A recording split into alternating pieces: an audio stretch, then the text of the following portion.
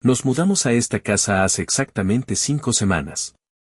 No es especialmente grande, ni particularmente bonita, pero tenía algo que ninguna otra en nuestro rango de precio tenía: historia. Mi esposa, Daniela, se enamoró de inmediato del jardín lleno de bugambilias, y a mí me gustó el hecho de que estuviera lejos de la ciudad. Silencio, espacio, árboles. Y para nuestro hijo de 6 años, Matías, parecía el lugar perfecto para crecer sin tablets ni smog. Lo que no sabíamos es que esta casa ya nos conocía a nosotros desde antes. La primera noche no pasó nada raro. Ni la segunda. De hecho, fueron semanas muy normales: trabajos a medio acomodar, cajas sin abrir, discusiones por dónde poner los cuadros. Vida común. Hasta que Matías empezó a hablar de su amigo nuevo. ¿En la escuela?, pregunté. No. Aquí. Vive abajo. En el cuarto del fondo, donde huele a viejo. ¿Te refieres al sótano? Él asintió con una sonrisa tan inocente que me dio más miedo que ternura. Se llama Memo. Me dijo que me parezco a ti. El sótano. No había prestado mucha atención a ese lugar. Era más un cuarto de almacenamiento húmedo que un sótano como tal, con paredes de cemento sin pintar, una sola bombilla colgando y muchas telarañas. Cerrado con llave desde el día que llegamos, según recuerdo. A Matías nunca le dejamos bajar. La primera vez que lo vi con tierra en los pies me inquietó, pero no dije nada. La segunda vez, cuando me dijo que Memo le enseñó un juego con sangre, empecé a preocuparme. Y la tercera vez, cuando vi dibujos hechos con carbón en las paredes del sótano, fue cuando supe que esto no era un simple juego infantil. Después de que Matías me mencionó el nombre de Memo, no pude sacarlo de la cabeza. Era un nombre común, claro, pero no en mi vida. Nunca conocí a ningún Memo, ni en la escuela ni en mi familia. Pero esa noche, mientras intentaba dormir, algo me despertó. Un sueño. No recordaba haberlo tenido antes, pero al mismo tiempo, era como si lo conociera de memoria. En el sueño yo estaba en un cuarto húmedo, de paredes grises. No había ventanas, pero sí una puerta vieja que parecía oxidada. Frente a mí, un tren de juguete daba vueltas una y otra vez, pero al llegar a un punto, se salía de las vías. Siempre. Como si estuviera diseñado para descarrilarse. Y en una esquina, una voz me decía: no te vayas, todavía no terminas el juego. Me desperté con la respiración agitada y sudando frío. Daniela seguía dormida. Pero cuando volteé hacia la puerta del cuarto, Matías estaba ahí parado. ¿Pasa algo, hijo? Memo dice que ya recordaste. Pero que aún no puedes irte. A la mañana siguiente fui directamente al sótano. La llave estaba colgada, como siempre, pero al girarla noté que la cerradura tenía marcas, como si alguien la hubiera forzado. Bajé con la linterna de mi celular. Daniela estaba en el supermercado y Matías viendo caricaturas. Lo primero que noté fue el olor. Algo entre humedad y hierro. Y lo segundo, juguetes. Varios. Viejos. Oxidados. Ninguno nuestro. Un caballito de madera con una oreja rota. Un muñeco de trapo sin ojos. Carros de lata con las llantas torcidas. Y un tren, como el de mi sueño, descarrilado justo al final de las vías. Pero lo más perturbador estaba en el rincón más oscuro. Una caja llena de papeles amarillentos. Dibujos. Algunos con figuras deformes. Niños llorando. Cuerpos caídos. Manos con demasiados dedos. Y uno en particular que me hizo sentarme en el suelo sin poder hablar. Era un autorretrato infantil. Hecho con crayones. Con mi nombre abajo. Y en la esquina, escrito con letra temblorosa: no dejes que Memo se salga otra vez. Esa noche, mientras intentaba explicarle a Daniela lo que había visto, Matías se acercó corriendo con una cinta VHS en la mano. La encontré con Memo. Dice que es tuya. La cinta tenía una etiqueta despegada donde apenas se leía: 1994, Navidad. Yo nací en el 88. En el 94 tenía 6 años, la misma edad que Matías. Busqué una videocasetera en el garaje. Sorprendentemente aún servía. Conecté todo, puse la cinta, y me senté junto con Daniela. En la imagen granulada apareció un niño, idéntico a Matías. Pero no era él. Era yo. Jugando con un tren de juguete, frente a un árbol de Navidad, en el mismo cuarto del sótano. Pero lo más inquietante fue al fondo. En una sombra apenas visible, una figura quieta, agachada. No se movía. No hablaba. Solo, estaba ahí. Observándome. Daniela retrocedió el video, pausó y acercó la imagen. ¿Eso es un niño? No lo sé, le respondí, temblando, pero si es un niño, no soy yo. Matías se volvió más callado en los días siguientes. Ya no corría por el jardín. No pedía cereal con chispas. No veía caricaturas. Pasaba las tardes en su cuarto, murmurando cosas que no entendíamos. Una noche me acerqué a escucharlo por la rendija de la puerta. Pero si pierdo otra vez, tú no te puedes quedar, le toca a él, ¿verdad, Memo? Al abrir, Matías estaba solo. Pero su sombra no encajaba con su cuerpo. Se movía antes que él. Al día siguiente, llamé a mi mamá. Quería preguntarle si alguna vez, de niño, había vivido en una casa con sótano. O con juguetes antiguos. O con trenes. Su silencio fue largo. ¿Dónde estás viviendo? Es una casa al sur, cerca del bosque, la encontramos en internet, salte de ahí. Ahora. Esa casa no debía existir más. Fue demolida en el 97. Yo lo vi. ¿Cómo que demolida? Tú te perdiste en ese sótano, durante días. Dijiste que había un niño ahí abajo, que jugaban juntos, pero que si hablabas de él, se enojaba. ¿Memo? Mi mamá lloró. No contestó. Colgó. Desde esa llamada con mi mamá, mi cabeza se llenó de dudas que no sabía cómo procesar. ¿Cómo podía haber vivido en esta casa, si jamás la había visto antes? ¿Cómo podía haber olvidado que estuve encerrado en un sótano, perdido durante días? Pero lo que más me perturbaba era esto, Matías estaba repitiendo exactamente lo mismo que me ocurrió a mí. Esa noche, bajé solo al sótano otra vez. Quería encontrar pruebas de que algo no estaba bien. Y las encontré. Entre los juguetes viejos, descubrí un cuaderno húmedo, casi destruido. Las hojas se deshacían al tocarlas, pero logré abrir algunas. Eran dibujos. Más autorretratos. Y no eran míos. Eran de distintos niños. Firmas distintas. Diferentes estilos. Todos con la misma frase, una y otra vez, él te mira cuando parpadeas. Él gana si olvidas. Él cambia de niño cuando el anterior recuerda. Cerré el cuaderno temblando. Fue entonces que vi mi reflejo en un pequeño espejo roto, y detrás de mí, por un segundo, algo se movió. Una silueta, que se parecía demasiado a mí.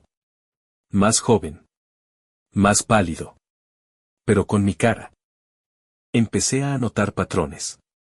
A observar cosas que antes no había notado.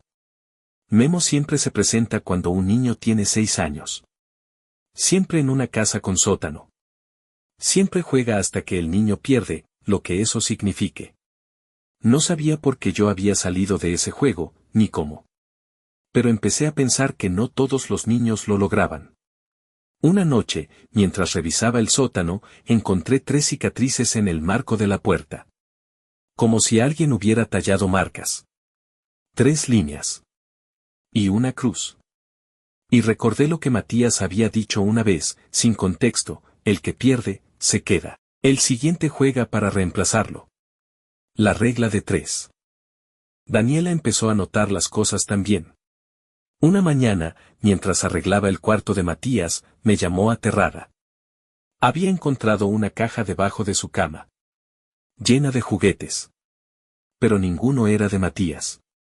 Y más aterrador aún, no son juguetes modernos, me dijo, mostrándomelos. Son de los 80. Algunos hasta más viejos. Cada uno tenía nombre.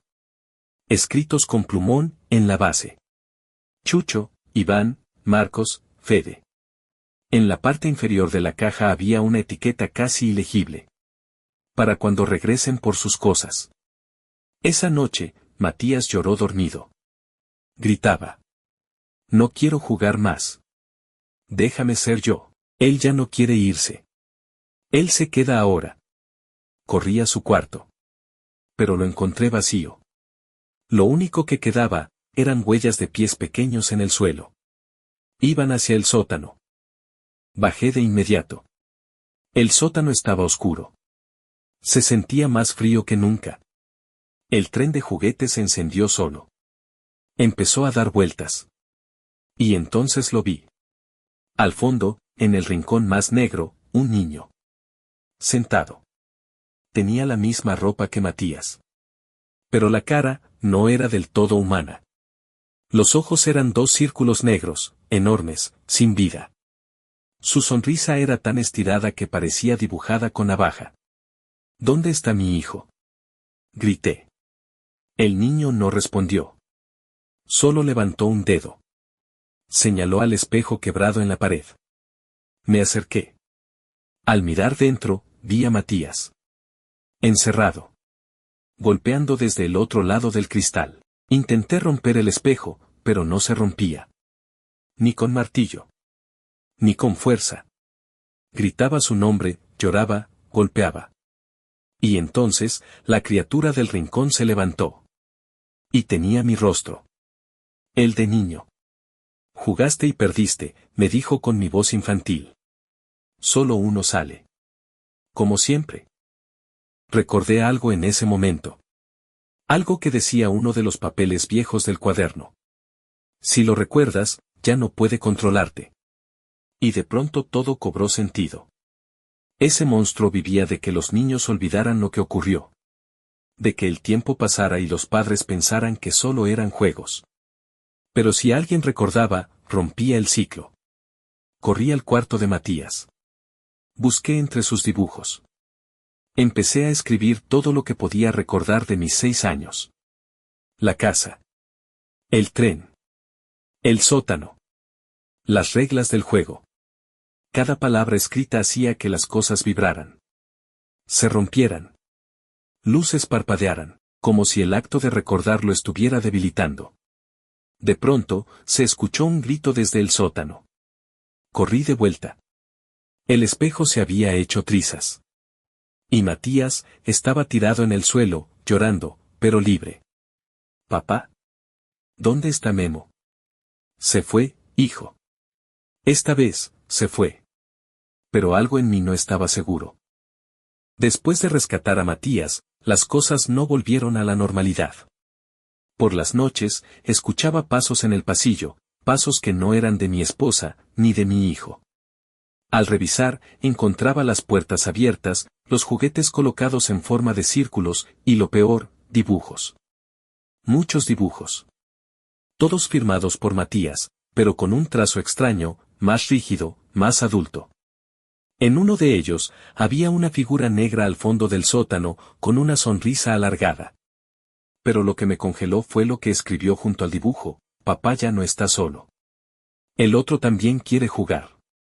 Una mañana, mientras Matías jugaba, levantó su camiseta sin querer. Noté algo en su espalda baja. 3 cicatrices. Iguales a las que tengo yo. ¿Qué es eso, hijo? Le pregunté. Me miró confundido. ¿Qué? ¿Las de siempre? Sentí un mareo. Me quité la camisa. Las mías, eran idénticas. Mismo lugar. Mismo patrón. Ese día, hablé con un terapeuta infantil. No le conté lo sobrenatural, solo lo necesario para que aceptara hablar con Matías. Después de 1 hora, el terapeuta salió pálido. ¿Quién le habló de el niño que cierra la puerta? Preguntó, sin rodeos. ¿Qué? Dice que al final del juego, el que no recuerda se queda encerrado. Pero si ambos recuerdan, el niño que cierra la puerta se enoja. Porque el ciclo se rompe. No supe qué responder. Yo nunca le hablé de eso. Y ese nombre, jamás lo había escuchado. Esa noche, Daniela me despertó alterada. ¿Dónde está Matías? Corrí al cuarto. Vacío. Puerta del sótano, abierta. Bajé como loco. No había nada. Solo una moneda girando en el suelo. Una ficha antigua. Como de un juego de feria. Al recogerla, sentí un escalofrío. Grabado en un lado, decía, turno perdido. El juego continúa. Y del fondo del sótano, algo respondió con un eco que me paralizó el corazón, ahora juegan los papás. Recordé entonces algo que no había revisado. Una vieja caja que Daniela y yo habíamos encontrado al mudarnos. Pensamos que era parte del inventario viejo y la habíamos guardado en el closet. La abrí esa noche. Dentro había lo que parecían pertenencias, de familias. Fotos. Cartas. Pequeños cuadernos infantiles. Unas llaves oxidadas. Y lo más perturbador, un par de dientes de leche, con una nota que decía, él se los lleva al final. Cuando ya no puedes volver. Una de las cartas estaba firmada por una mujer. Reconocí el apellido. Era la misma familia que nos había vendido la casa. La última línea me dejó sin aire: si lees esto y tienes hijos, vete. No trates de ganar. Él siempre prepara un turno más. 2 días después, Daniela empezó a sentirse mal. Se hizo un test de embarazo. Positivo. Estábamos esperando otro hijo. Pero en lugar de alegría, sentí puro terror. ¿Y si el ciclo no había terminado porque ya había un nuevo jugador en camino? Esa noche soñé con él. Un niño sin rostro. Llorando en una cuna rodeada de juguetes rotos. En su pecho, una cicatriz en forma de cruz. Y una voz me susurró al oído: esta vez, comenzamos desde el nacimiento. Me desperté gritando. Daniela me abrazó. ¿Otra vez ese sueño? ¿Cuántas veces he soñado eso? Ella se quedó en silencio. Desde el primer embarazo, pero nunca lo recordabas al despertar. Hoy fue la primera vez. Sentí que algo dentro de mí se quebraba. Tal vez, este no era mi primer hijo. Tal vez el juego ya había empezado, hace mucho más de lo que pensaba. Desesperado, busqué a la anterior dueña de la casa. Después de días de llamadas y contactos rotos, logré dar con alguien, la hija de la familia que vendió la propiedad. Nos citamos en una cafetería al sur de la ciudad. ¿La casa?, dijo apenas llegué. Pensé que la habían demolido. Nadie debía vivir ahí. Le conté lo que estaba pasando. Lo del juego. Matías. Memo. El espejo. Ella no se sorprendió. Mi hermano desapareció ahí, dijo. En el sótano. Tenía 6 años. La policía nunca lo encontró. Meses después, mi papá empezó a escribir cosas extrañas. Decía que lo había visto de nuevo, que estaba en los reflejos. Que quería salir. Después, se suicidó. Me entregó un sobre con recortes, cartas y dibujos. Y una nota escrita a mano que me heló la sangre: los niños no nacen aquí. Vuelven. Esa noche, revisando los documentos del sobre, encontré un árbol genealógico hecho a mano. Conectaba diferentes generaciones de una familia. Pero no era la de la mujer que me dio el sobre, era la mía. Al fondo del papel, mi nombre estaba escrito. Con un símbolo junto a él, una espiral negra. Llamé a mi madre. Le exigí respuestas. Lloró por minutos antes de decirlo: esa casa, también fue mía de niña. Tú naciste ahí. Pero algo pasó. Algo, que hicimos olvidar. No podía creerlo. ¿Qué cosa? Tú tuviste un hermano gemelo. Silencio. Pero no nació contigo. Nació después. La casa, lo guardó. Durante días no dormí. Mi mente no paraba de dar vueltas. ¿Y si Memo, era él? ¿Y si ese amigo imaginario no era más que una manifestación de ese otro niño que jamás vivió su vida, pero que, de alguna forma, quedó atrapado en un ciclo? Volví al sótano con una grabadora. Dejé la cinta grabando por horas. En la madrugada, Bajé a recuperarla. Cuando la reproduje, al principio, nada. Luego, un susurro: hermano, ahora es tu turno. Déjame vivir la vida que no tuve. Solo quiero jugar. Un poco más. Y luego, el sonido de pasos. Más de uno. 2 pares. Como si ya no fuera el único que bajaba al sótano. Buscando entre archivos antiguos del municipio, encontré un reporte que no debía existir: un incendio en 1991, donde supuestamente se destruyó una propiedad en la misma dirección que nuestra casa. Pero mi casa estaba intacta. Fui al archivo físico. El documento original tenía fotos. La estructura era idéntica a la nuestra. Pero en la imagen final, había una figura en la ventana. Un niño. La nota decía: el único cuerpo recuperado no correspondía a ningún registro familiar. Tenía cicatrices. Edad: 6 años. Dentadura incompleta. Y al dorso de la foto, garabateado a mano: fuego no lo mata, solo cambia de juego. Todo encajó de golpe. Mi gemelo no murió. No nació como debía. Pero de algún modo, permaneció. Y la casa, fue su útero. Su jaula. Su templo. El sótano no era solo un sótano. Era un tipo de matriz. Un lugar donde se formaba una entidad incompleta, usando los recuerdos, la sangre, los traumas. Y nosotros, los que alguna vez fuimos niños ahí, éramos su alimento. Daniela lo sintió también. Empezó a tener sueños con un bebé llorando entre paredes negras. Con un espejo colgado del techo. Y con Matías, flotando sobre su cuna, como suspendido en otra dimensión. Cada vez que despertaba, su vientre latía. Literalmente. Como si algo dentro respondiera. Él viene con él, susurró una noche, en trance.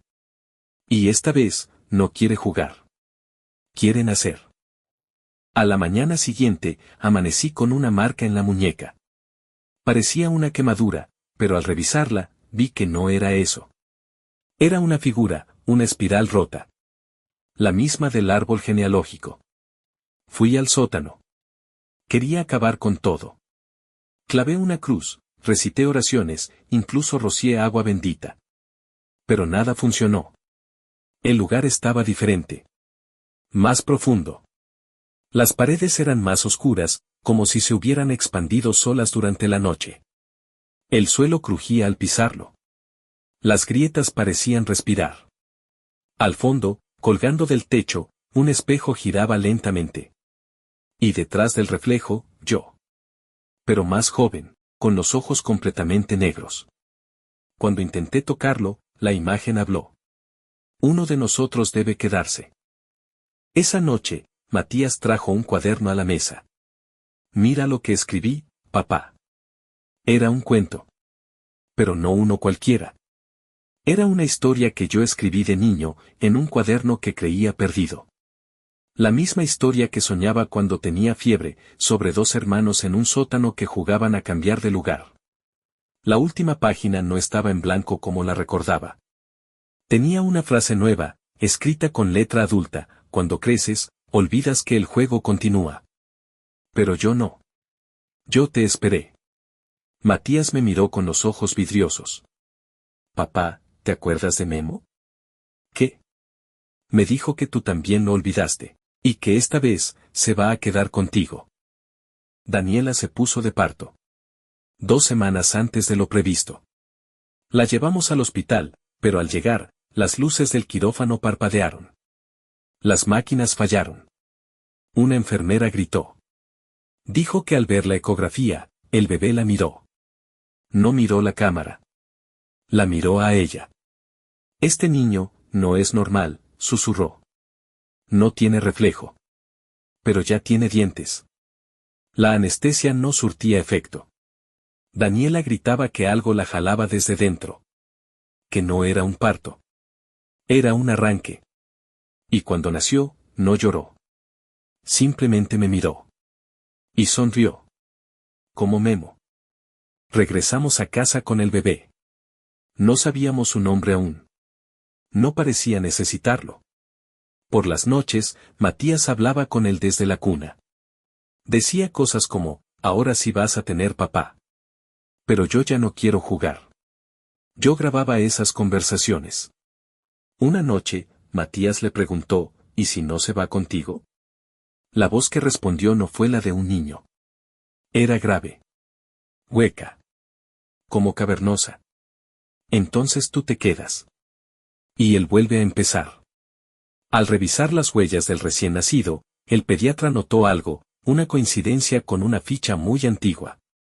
Huellas idénticas a las de un niño fallecido en 1974, en esa misma casa. Un niño llamado Guillermo. Daniela comenzó a cambiar. Estaba más distante, más fría. Una noche me dijo que no recordaba el parto. Ni siquiera el embarazo. Decía que el bebé no era suyo. Me pidió que lo llevara al hospital. Que lo dejara ahí. Pero cuando intentamos irnos, todas las puertas estaban cerradas. Los relojes detenidos. El teléfono solo marcaba un número, 000. Y del sótano subía un olor extraño. Algo entre madera quemada y leche rancia. Matías bajó solo. Cuando lo encontramos, estaba de pie frente al espejo. Papá, ya entendí. ¿Qué? Él no es Memo. Tú eres Memo. Y esta es la vez que tú te quedas. Después de lo que dijo Matías, algo en mí se rompió. Pasé horas encerrado en el cuarto del bebé. Observándolo. No lloraba. No reía. Solo me miraba con esos ojos inmóviles. Como si supiera algo que yo no. Entonces recordé una cosa, yo también tuve un amigo imaginario de niño. Le decía Memo. Mi madre siempre evitaba hablar del tema. Me decía que era normal. Pero ahora, esas memorias volvían. El espejo del sótano no era un objeto. Era un umbral. Y Memo no era un nombre. Era un puesto. Un lugar que alguien tenía que ocupar. Para que el ciclo continuara. Y ahora. El turno era mío. Bajé al sótano decidido a terminarlo. El espejo estaba agrietado, como si se hubiera resquebrajado desde adentro. Al acercarme, sentí algo tirar de mí. Como si mi reflejo me jalara. De pronto, no veía mi cara. Veía otra, yo, de niño. Llorando. Con sangre en las manos. Y entonces lo supe. Yo fui el primero. El niño del incendio. El que quedó atrapado. El que vio a su hermano nacer y vivir su vida mientras él se quedaba. Todo esto era una repetición. Cada vez, uno de los dos tenía que quedarse en la casa. Y el otro. Vivía. Volví al cuarto de Matías. Estaba vacío. Sobre su cama, solo una nota con su letra, papá, esta vez yo me quedo. Pero hazlo bien. No repitas mi error. No lo olvides como tú lo olvidaste. A Daniela le sangraban los oídos. Repetía el mismo número en voz baja, una y otra vez, 000. Tomé al bebé en brazos. No pesaba nada. No tenía latido. Era como cargar una caja vacía con ojos. Lo llevé al sótano. Y allí me esperaba mi reflejo adulto. Sonreía. Bienvenido de nuevo. La figura del espejo, mi otro yo, habló con voz rasposa, ¿sabes lo que hiciste? Me encerraste aquí cuando eras niño. Te fuiste. Viviste. Tuviste una familia. Y me dejaste en la oscuridad. ¿Quién eres? Soy lo que borraste. Tu hermano. Tu miedo. Tu culpa. Soy lo que dejaste en este sótano. La habitación se distorsionó. El bebé comenzó a llorar. Y con cada llanto, el espejo se reparaba solo. Como si la energía del niño alimentara el ciclo. Esto no es un juego, Memo, me dijo el reflejo. Esto es una deuda. Y alguien debe pagarla. Puse al bebé frente al espejo. Él dejó de llorar. La imagen del niño dentro del vidrio se aclaró. Sonrió. Extendió la mano desde el otro lado, y el bebé la tocó. En ese instante, yo recordé todo, yo era Guillermo. Matías era yo. La casa era una prisión diseñada por la memoria para contenernos.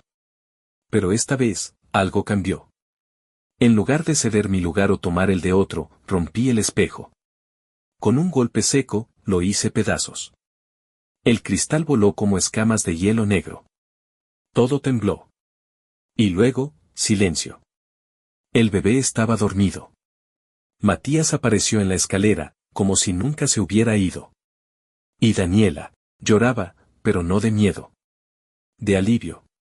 ¿Terminó?, preguntó. No respondí. Solo miré el suelo donde estaba el espejo. Y en una de las piezas rotas. Aún me reflejaba. Pero yo parpadeé 2 veces. Solo una fue mía.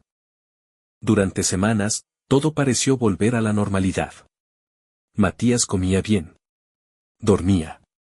Reía. Daniela ya no hablaba sola ni repetía números. Y el bebé, bueno, empezó a llorar como un bebé de verdad. Por primera vez, creí que habíamos escapado. Pero entonces, la casa comenzó a olvidarnos. Fotos nuestras desaparecían de los marcos. Las paredes se despintaban solo en las habitaciones que más usábamos. Y un día, la cerradura del sótano apareció por fuera. Como si alguien más la hubiera puesto. Para evitar que saliéramos. O peor aún, para evitar que algo subiera. Fui al registro civil del pueblo. Busqué archivos antiguos sobre la propiedad. No encontré nada a nombre mío. Ni de Daniela. Pero sí de una familia de 1974. Guillermo, el niño fallecido en un incendio. Y su hermano mayor, Matías. Mis piernas temblaron. Había confundido los nombres toda mi vida. O alguien me los cambió. Las fechas coincidían. Las fotos también. Pero no había documentos de defunción. Porque ninguno de los dos murió. Solo uno fue olvidado. Y la casa, los recordaba a los dos. Una tarde, Matías me llamó: papá, ¿ya terminaste el cuarto nuevo del bebé? ¿Cuál cuarto? El del sótano. Corrí abajo. No había construido nada, pero ahí estaba, una habitación nueva, con cuna, lámpara, juguetero. Todo idéntico a la habitación de Matías, cuando era bebé. Pero no lo construí yo. No lo construyó nadie. Y en el monitor del bebé, colgado en una esquina, la imagen no mostraba la cuna. Mostraba a mí mismo, dormido en el suelo. Vestido como cuando era niño. Al amanecer, Daniela empacó y se fue con los niños. No pude detenerla. Algo en ella sabía que yo ya no era el mismo.